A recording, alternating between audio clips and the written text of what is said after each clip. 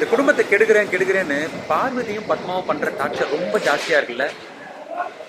அதுக்கு ஒண்ணு பண்ணுவோமா? வாங்க. செம்ம சீனிக்குது இன்னைக்கு. நானும் இன்னைக்கு திருந்துவேன், நாளைக்கு திருந்துவேன் பொறுமையா பார்த்துட்டே இருக்கேன். திருந்துற மாதிரி தெரியல. நீ கெட்டது மட்டும் இல்லாம வீட்டுல இருக்க அக்காவையும் சேர்த்து கேட்டுட்டு நீ திருந்தவே மாட்டேன். திருந்தவே மாட்டேன்.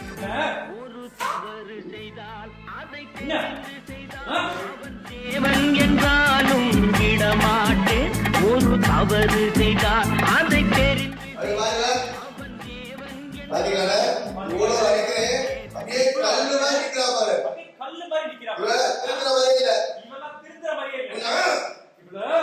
உடல் உழைக்க சொல்வேன், அதில் பிழைக்க சொல்வேன். அவர் உரிமை பொருள்களை தொடமாட்டேன். இந்த பூஜை எதுக்காக பண்ணோம்? யாருக்காக பண்ணோம்?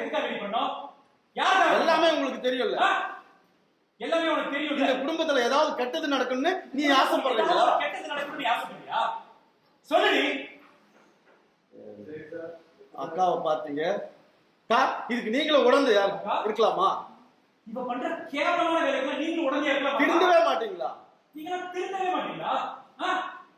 அன்னைக்கிட்ட சொன்னீங்க அக்கா மேல தப்பு இருக்காத. நீ இவதான் அக்காவை தூண்டி துணை கூட்டிருப்பா.